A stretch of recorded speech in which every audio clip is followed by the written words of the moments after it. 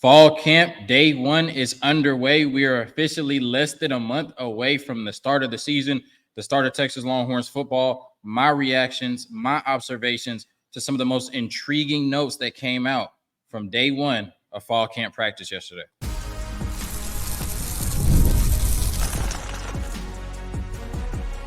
You are Locked On Longhorns, your daily podcast on the Texas Longhorns. Part of the Locked On Podcast Network, your team every day. Locked On Longhorns, the show. Jonathan Davis and Lacey Butler, your hosts. Today's episode of Locked On Longhorns brought to you by FanDuel. Make every moment more as playoffs wind down. The sports stop sporting like we want them to. But this summer, FanDuel is hooking up all customers with a boost or a bonus daily. That's right. There's something for everyone every day, all summer long. Visit FanDuel.com to get started. So today, on today's episode of Locked On Longhorns, once again, fall camp day one observations. We're less than a month away from the season. We're actually putting the pads on again. You know what I mean? Everything looks good. So, yeah, that's what we're going to be talking about pretty much all month until actual football starts, right? Fall camp. And then in the last segment, of course, after the first fall practice, Sark spoke to the media. And so my favorite reactions to some of his quotes. All of that and more on today's episode of Locked On Longhorns, part of the Locked On Podcast Network, your team every day. Man. Has this offseason flown by? Like, now we're officially in August. We are officially in the month that the Texas Longhorns football team will take the field and play official football. Now, of course, it's the first day of the month, and they don't play till the 31st day of the month, right? So we still got a long 30 days away. But I'm sure all these practice reports and, you know, time just flies, right? Like I said, life be lifing now, right? So time is just going to fly, and next thing you know, it's going to be August 31st. We're going to be in DKR watching Quinn Ewers and Arch Manning decimate that Colorado State defense, right? But until then, like I said, you got to continue with the offseason and continue to, hone in on who you are. You know, I say it all the time. I probably beat this dead horse. You know, it's overkill. I've been watching a lot of crime shows lately. Overkill, that's the thing. So, championship teams are built in the offseason, right? And I think we've done a really good job of setting that foundation.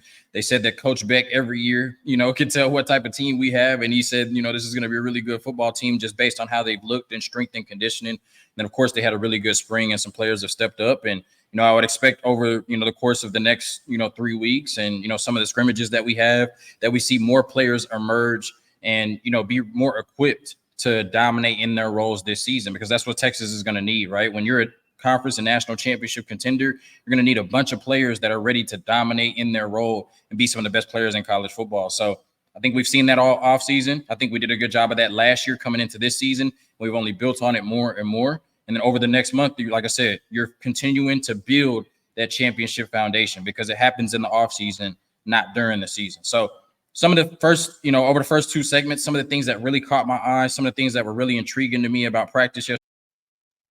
I always like to start with the quarterbacks because it's the most important position on the field, right? And this football team is only going to go as far as Quinn Ewers can take them, right? And I don't even need to knock on wood. This football team is only going to go as far as Quinn Ewers can take them. But, we've talked about it the last 3 years that he's been a starter. His junior year of high school to 2 years at Texas, he's dealt with injury, right? And so you don't know if you can count on Quinn Ewers for a full season.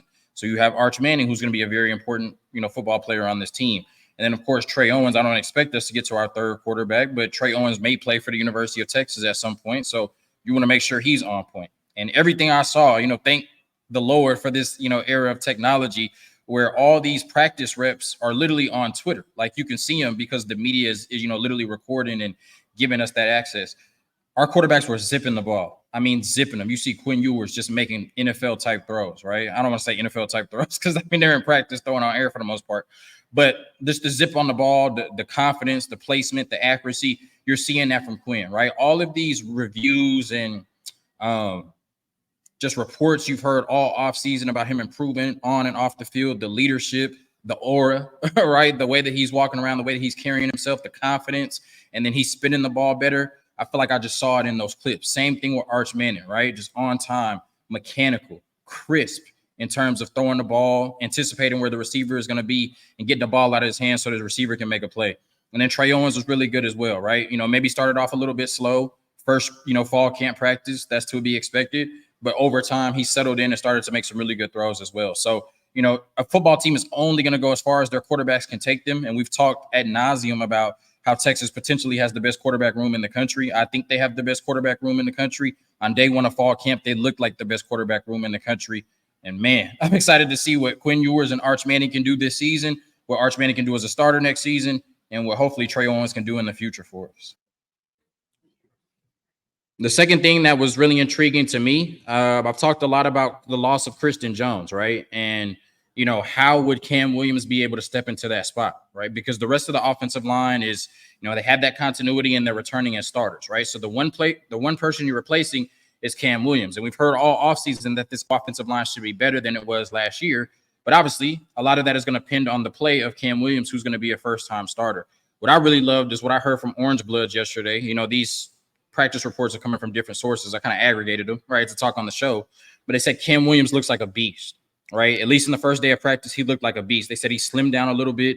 He's moving a lot better, but he's just a force on that right side. And they said with Devon Campbell and Cam Williams on that right side next to each other, they are going to absolutely move people. And I realized I spent all offseason talking about what Cam Williams potentially would look like in the passing game. I never thought about two of the best run blockers. Devon Campbell and Cam Williams, really kind of physical freaks and specimens at their position, right? Because, Devon Campbell was playing basketball, dunking on people as a guard, and then Cam Williams is just a man, right? That's just a mammoth of a man.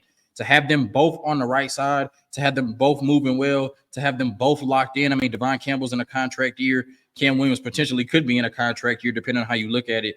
That right side of the offensive line, especially what we're hearing from the first day of practice, could be dominant this season. I don't even want to say the right side of the offensive line, the whole offensive line. But Devon Campbell and Cam Williams, that's 700 pounds just moving you, right? 700 pounds that you can't do anything with. You got running backs like Cedric Baxter and Jaden Blue running behind them. Good Lord. The third thing that I want to talk about, Jalen Gilbo taking the majority of the first team reps at star, Jade likely on the outside. This is another thing that concerned me all offseason, the competition, not all offseason, but the competition between Gavin Holmes and Javion Cole, and how we continue to hear that there was no front runner. We continue to hear that there was no leader in that battle, right? One day it was Gavin. One day it was Javion. One day it was Gavin. One day it was Javion. To me, you have two, right? If you have two, you don't have any, right? I understand they're both good players and they're both going to play a lot this season, but, we should be getting to the point to where we know who we can rely on for the most important downs on third down. When the game is in the balance, who do we want at that corner spot, right? We know Malik Muhammad is locked in at boundary corner, right? We've heard all offseason about Jalen Gilbo. You just can't keep him off the field, right? And so that's going to affect where you put Jahdae Barron. We also know Jahdae Barron came back to play a little bit more outside corner, right? But from basically when I was reading and hearing, it was like, okay, well, Jahdae and Jalen were going to have to split time in the slot because they were at the star position, because they were trying to figure out who was going to take that spot between Gavin Holmes and Javion Cole. And I still think Gavin Holmes probably has the edge just because he's been in the system longer, almost, a year, and then now an off season where Javion Cole just got on campus. But it seems like Jalen Gilbo really, as long as he's healthy, kind of has, some type of hold on that star position right now. And that's probably going to put Jahdae Barron at field corner a lot, right? So it kind of seems like that rotation now at field corner is going to be Jahdae Barron and then Gavin Holmes. And I don't know where you put Javion Cole, if you put him behind Malik Muhammad now instead of Kobe Black, if you just move Javion Cole around as a chess piece coming off the bench, I'm not sure. But a very interesting development is that Jalen Gilbo, it seems, is going to be your new star corner, right? And we've talked about that a lot this offseason. But I just figured based on the reports that, there was going to be a split of time between Jahdae. You're going to move him around. And then Jalen Gilbo. But based on what I heard, it seemed like Jalen Gilbo was taking the majority of the first team reps at star. So it's likely that Jahdae Barron is going to be at field corner with Gavin Holmes. And then I guess Javion Cole is going to be a chess piece, right? But we're going to have to see how the rest of the practices materialize and then what it looks like during the season. Matthew Golden working from the slot on offense. This is interesting because he missed a lot of the offseason, right? Because he was hurt. Not seriously, but he wasn't healthy. And we know that, the challenge for Steve Sarkeesian this year is to try to get all of these talented wide receivers on the field, right? At least 4, maybe 5 of them, right? How can you get these guys out there on the field to make plays this season. When you really got 6 that probably all should be playing right now, right? I'm not going to name all their names. I have a bad habit of just listing people out on the podcast. But we know, right? We have 6 really good wide receivers right now that probably deserve to be on the field. And so Steve Sarkeesian going to have to find creative ways to get them on the field, right? And one way to do that is to move them around to different spots, which we saw, right? Xavier Worthy didn't play a ton in the slot, but he did have some snaps there. So I would expect Isaiah Bond to do the same thing, but he's mostly going to be on the outside, right? Silas Bolden, who I'll talk about here in a little bit, he can move around, right? You can put him pretty much anywhere, which provides versatility and is going to keep him on the field a lot, I think, this season, right? And so it's like, okay, where do you put Matthew Golden, right? Because you're trying to get Jonte Cook on the field. You're trying to get DeAndre Moore on the field. Obviously, we want to see Ryan Wingo as a true freshman, right? And so, like I said, one way to do that is to see where every receiver can play, right? And if you can move them around to give yourself more opportunities to put them on the field. So Matthew Golden working out of the slot, I'm not sure if he's our best slot receiver, but I do think that he will be initially in that top 3 to 4 rotation, right? I think the top 3 to 4 will be Jonte Cook, Matthew Golden, Silas Bolden, and Isaiah Bond. And so it's good to see, what type of versatility Matthew Golden will bring. And if he can play out of that slot, then I think Jonte Cook, Silas Bolden, and Isaiah Bond are all better equipped to play on the outside. Like I said, Silas Bolden can play anywhere. It really doesn't matter. And then you have DeAndre Moore and Ryan Wingo as kind of your rotational pieces. So I need Matthew Golden working out of the slot. If it's a good position for him, I think it helps us a lot in terms of versatility. And it helps Steve Sarkeesian be able to utilize these wide receivers because he can move them around and put them all over. Silas Bolden may be the fastest player on the team, and he could put them anywhere, right? We keep talking about the wide receiver rotation. Who's going to be the odd man out? It's not going to be Silas Bolden, all right? And he just got here in May. This is his first, opportunity to really show this football team in kind of real football action what he can do. And you saw on the first day, a lot of us saw that clip of him just burning that DB and making a tough adjusted catch in the end zone for the touchdown. You can play outside. You can play him in the slot. You can put him at running back. You can put him at both returner spots. And he is just electric, right? They said he may be quicker than Xavier Worthy, not as fast as Xavier Worthy, but certainly the quickest and fastest player on the team right now. And he's just a threat to hit his head on the goalpost every time, right? Like I said, he just brings something that nobody on this offense brings, right? Isaiah Bond, maybe 2. Jonte Cook, you could say Ryan Wingo could do that. Matthew Golden, you could say DeAndre Moore could do that. Nobody can do what Silas Bolden can do on this offense. And I'm super excited for a 5'8", 165 player, because when you have a offensive mind like Steve Sarkeesian and a chess piece like Silas Bolden, I mean, the opportunities with him are endless. What he can do, what he can call for him, how he can set him up, how he can scheme him up, those possibilities are endless this season. So there's going to be some wide receivers off the field, right? Silas Bolden is not going to be one of them. He looks like a superstar, right? Now, he may not get the most targets. That might be Isaiah Bond. He may not have the most catches. But when we look at the end of the season and the 3 wide receivers that touch the ball the most, Silas Bolden absolutely will be in that 3. A quick word from our sponsors, and then I get into 5 more takeaways, right? I'm loving the number 10 lately. 5 more takeaways I had from the first day of fall camp.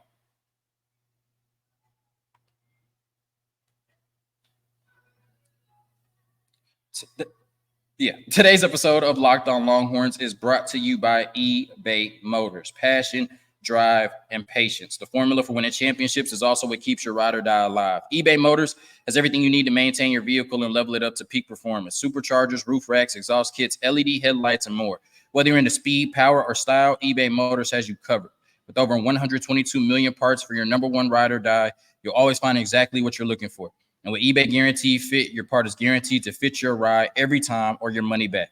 Because with eBay Motors, you're burning rubber, not cash. With all the parts you need at the prices you want, it's easy to make your car the MVP and bring home huge wins. Keep your ride or die alive at ebaymotors.com. Eligible items only. Exclusions apply. eBay Guaranteed Fit only available to U.S. customers. All right, getting into my next 5, right, most intriguing observations from day 1. Fall camp practices. Like I said, this is coming from Twitter, Inside Texas, Horns 24/7, Orange Bloods, whoever wants to cover the football team, right? Whoever has access, right? I'm looking forward and trying to see what they have to say. One name we've heard, really the tight end position has been interesting all offseason, right? Because when JT Sanders leaves, you expect Gunnar Helm to take over that position. But then you get Amari Niblack, one of the most explosive tight ends in the country, really kind of like a move tight end, one of those guys that can play the tight end position, but really moves more like a wide receiver, a la Jaleel Billingsley, who we didn't get to see a ton of, right? But, kind of that same type of build, both coming from Alabama, coincidentally. And so it's like, okay, Amari Niblack, right, is going to be a big part of this offense. And, Gunnar Helm and Amari Niblack are going to be your two tight ends. So then Juan Davis enters the transfer portal, and then he withdraws from the transfer portal, obviously being told that he's going to have potentially some type of role on this football team, right? And then you bring in Jordan Washington as a true freshman. And I remember seeing him when he was first ranked, when he first committed, and I think he was in like the 200 or 300s or something in the country.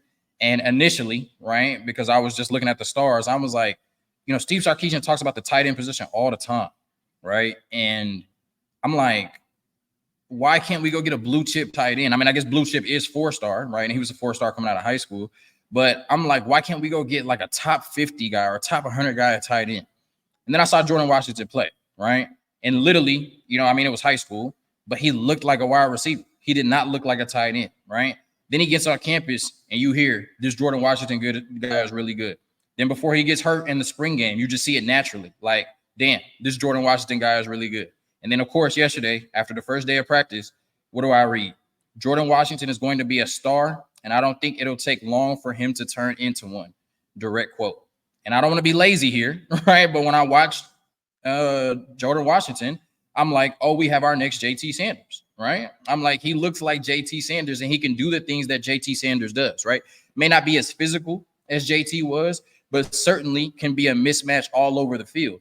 And the good thing is, if he looks ready right now, right, with Amari Niblack and Gunnar Helm potentially moving on after the season, we don't know what Juan Davis is going to do because he tried to get in the portal last year, right?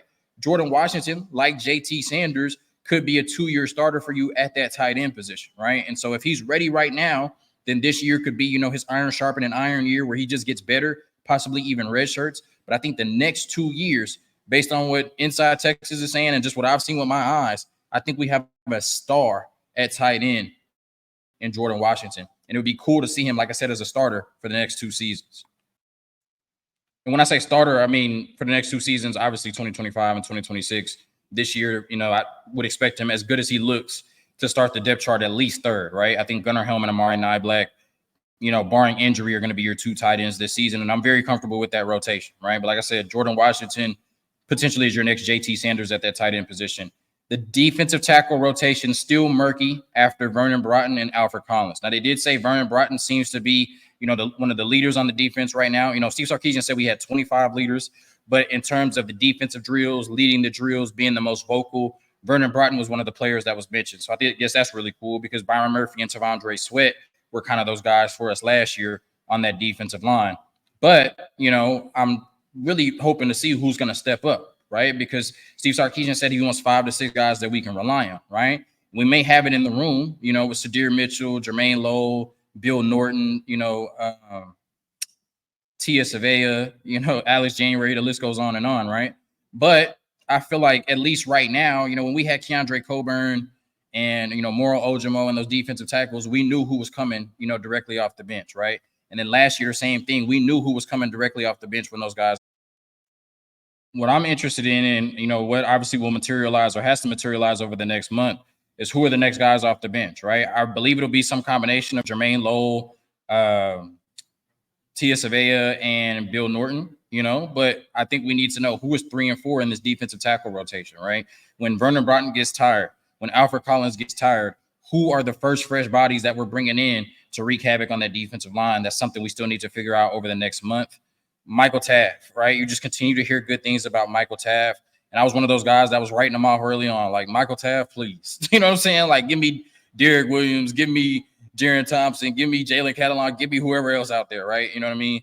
And I've just said it, Michael Taft is inevitable, right? You know what I mean? Just a warrior spirit going from a walk-on to arguably being our best safety, right? Especially where you're still hearing Andrew Makuba, still, learning the playbook and still getting comfortable. He just makes plays, a ball hawk, really good in run fits, really good at coming downhill and stopping the run. I mean, Michael Taft is just really one of the best football players on this team, right? And day one, once again, we hear about Michael Taft just making plays, just a football player, man. You know what I'm saying? I've gained so much respect for Michael Taft over the last 2 years because he's just a football player, right? And like I said, there's no surprise to me that day one, Michael Taft was looking good. He's just a leader. But more important than being a leader, he's a really good football player for us. You know what I'm saying? And I wouldn't be surprised for that first snap against Colorado State on defense if Michael Taft is out there at safety. Xavier Filsami, the 5-star safety that we brought in, safety of the future, is the size of a linebacker, just a big safety with speed, right? May not be a huge part of the rotation this year because we're loaded at that position, but man, I cannot wait to see Xavier Filsami when you talk about that build, potential superstar at the position at the 40 acres. Cedric Baxter looks like a machine. This is a direct quote. Obviously Cedric Baxter could have been a little bit better last year based on the expectations, but he was still really, really good, especially for a true freshman moving out of state in that type of environment, right? In those high pressure games. This year, coming into the season, we heard at SEC Media Days, Nick Saban say that, Cedric Baxter was the best running back he saw in the SEC last year, or, just best running back he saw, I guess, that he played against last year. And although the hype and the talk of the town is about, the quarterback and Quinn Ewers and who we have at wide receiver, we know Steve Sarkeesian's bread and butter is always going to be the run game, right? And I think when we talk about the ceiling of this football team comes down to how well Quinn Ewers plays. I think it's the same thing with Cedric Baxter, right? I think Jaden Blue was better suited, at his 10 to 15, maybe 16 touches a game, right?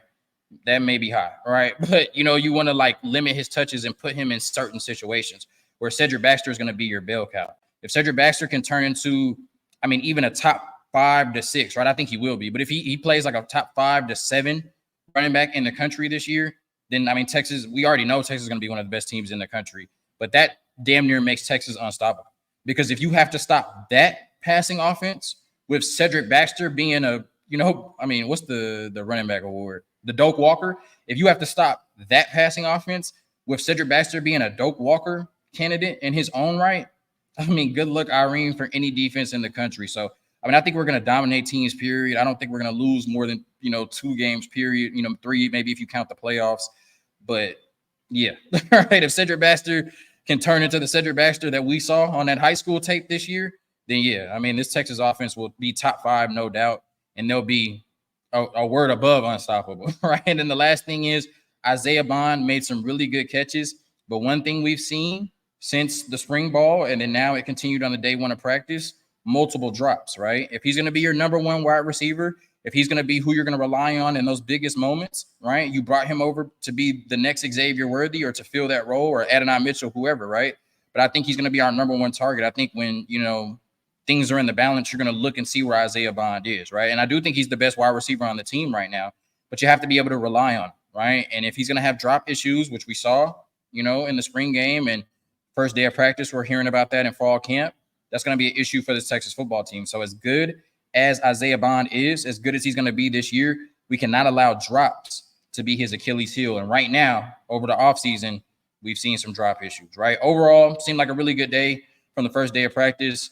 And we're going to continue to cover every practice and every scrimmage. First scrimmage next Saturday. We're going to cover all of that leading up to the season, of course. Quick word from our sponsors. Then I get into some of my favorite quotes, just a few of them, from Steve Sarkeesian yesterday after practice.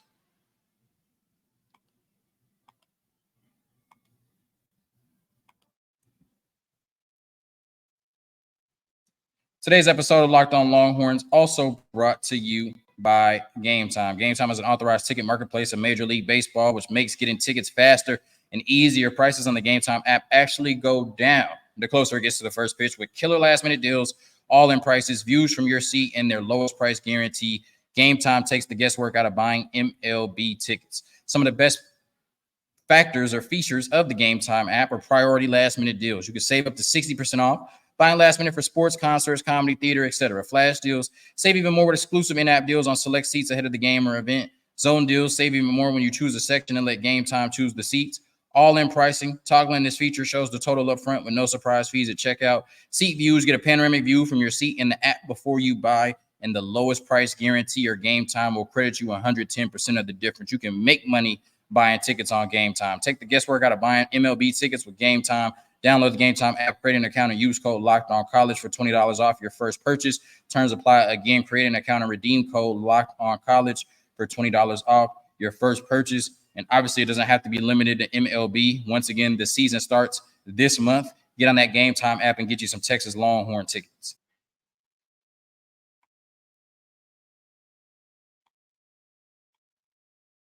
All right, real quick, some of Steve Sarkeesian's quotes from yesterday, just 3 of them after practice. Sark, all right, he said Quinn did some things today where you can feel a guy who was in his third year in our system and what he did, and that is helpful for a group of new receivers. Talked about it earlier, but Quinn, this is just his year, right? Being on the cover of NCAA 25, understanding that this is his football team, understanding we lost 11 players to the NFL draft and a lot of leadership, particularly Tavondre Sweat, Byron Murphy. What was I about to say?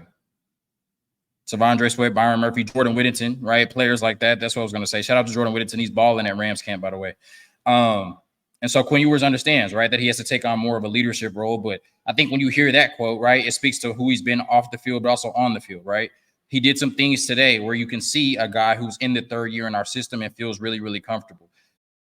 But I'm just really excited to see Quinn Ewers this season because obviously based on everything we've heard for the last 6 months now, even more than that, this is going to be the best version we've seen of Quinn Ewers by a noticeable margin. Second thing is we have to embrace the heat that we have. It needs to become our friend. It needs to become our ally. It needs to become something we lean into. This Dark Knight Bane-ass quote, from Steve Sarkeesian, but I think he's right? You're going to have the advantage of, I don't want to look right now, but how many games we play in DKR or playing in that Texas heat, right? And, there's other states that are hot, but that Texas heat is different, right? And I thought they were going to be practicing first thing in the morning. And then I see that they're not practicing till like 3 or 4. I'm like, damn, in the heat. But if you can get your team, equipped to the heat, you're going to be playing in it anyway, right?